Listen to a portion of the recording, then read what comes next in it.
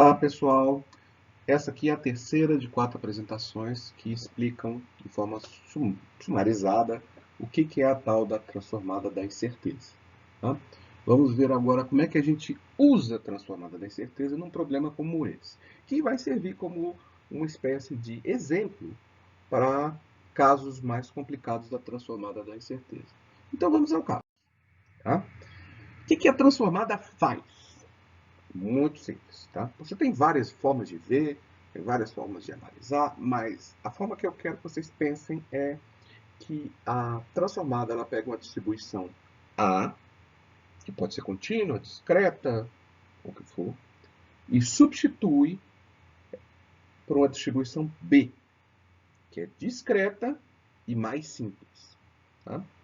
A ideia é, eu pego uma distribuição complicada e substituo por uma discreta. E quero que os resultados que eu calculo com essa distribuição discreta simples sejam iguais, ou pelo menos muito próximos, dos resultados que eu obtenho com a distribuição complicada. Tá?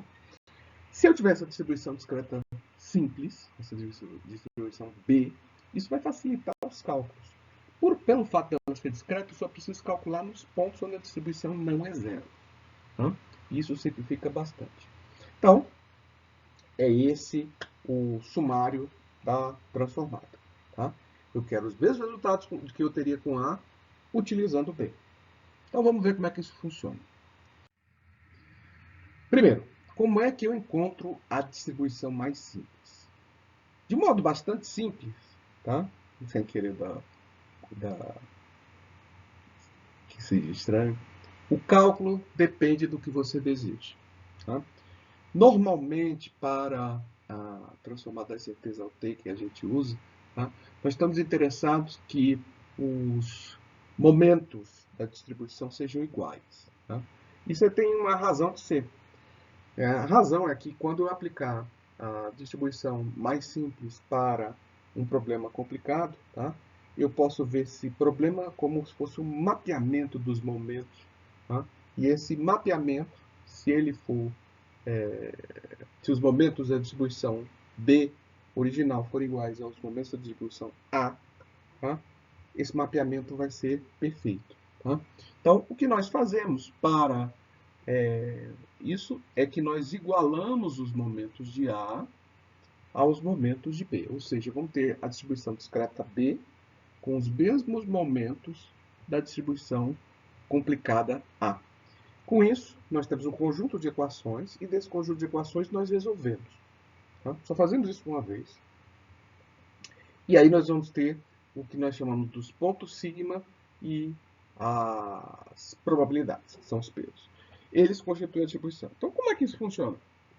Então, aqui nós temos uma distribuição normal, por exemplo. Se eu aplicar os pontos, o T para calcular com 2 pontos sigma, eu tenho essa nova distribuição, que são compostos desses dois bichinhos aqui. E ela tem as mesmas propriedades da distribuição anterior. Parece mágico, mas a gente vai ver.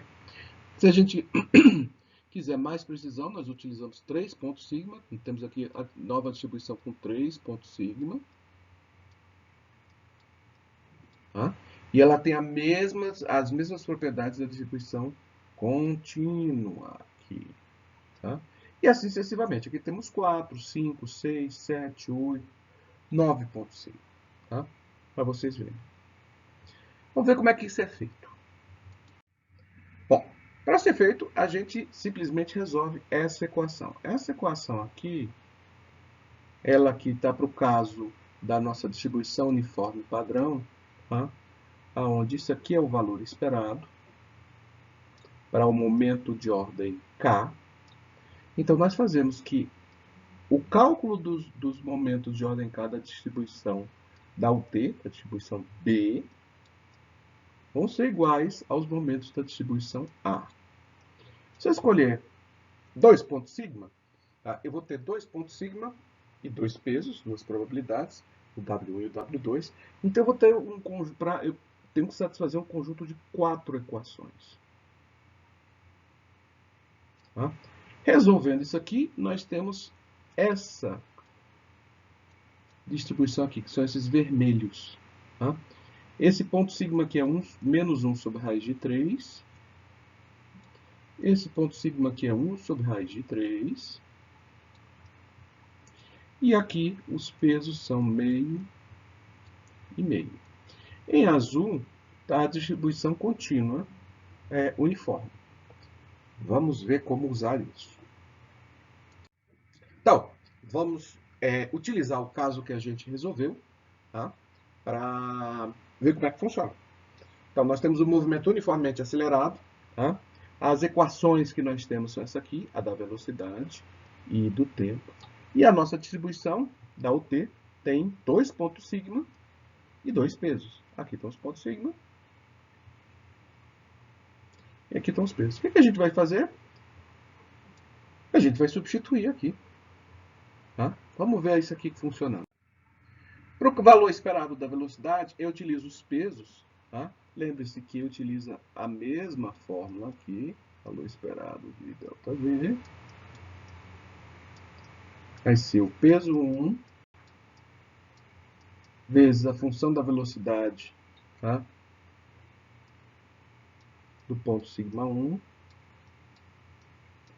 mais o peso 2 vezes a função de velocidade do ponto sigma 2.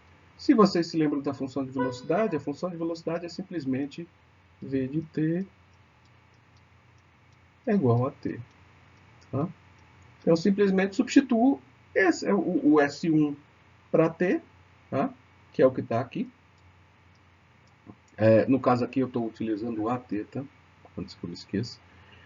E calculo. E o resultado está certo. É exatamente o que a gente obteve anteriormente. Tá?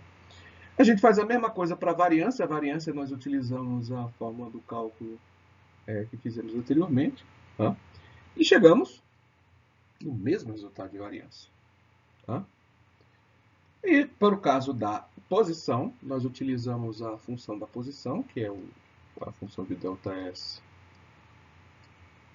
Só um segundo. ΔS é igual a meio de AT ao quadrado. E substituo o S1 e o S2. Calculo a minha função, né? Função da TS, e multiplico pelos pesos. E aí eu vou ter exatamente os valores que eu obtive anteriormente. Né? Normalmente, as perguntas que surgem com isso como é que isso funciona? Peraí, que mágica é essa? Tá? E a outra pergunta que surge é, peraí, você calculou o valor esperado da velocidade, calculou a variância da velocidade e calculou o valor esperado da posição, mas não calculou a variância da posição. Por quê? A resposta vai ser simples e vai estar na quarta parte da apresentação. Espero vocês lá.